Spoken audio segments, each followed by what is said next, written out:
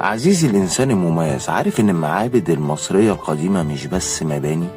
دي كانت مراكز روحية سياسية وفلكية. تخيل إن المعابد دي كانت بتتبني على محاور فلكية دقيقة عشان الشمس تنور قدس الأقداس في أيام معينة من السنة. أحب أقولك إن المسلات كانت بتتصنع من قطع جرانيت واحدة وبتتنقل عبر النيل لمسافات طويلة. تخيل جمال التوازن البصري والفنون الجميلة بدأت من عندهم. الألوان في المعابد مش عشوائية، الأزرق للسماء والنيل، الأحمر للقوة والحياة. المعابد كانت بتبدأ بفناء واسع، بعدين صالة، أعمدة، وأخيرا قدس الأقداس. المعابد الفرعونية مش بس آثار، دي شواهد على عبقرية هندسية وروحية مبهرة.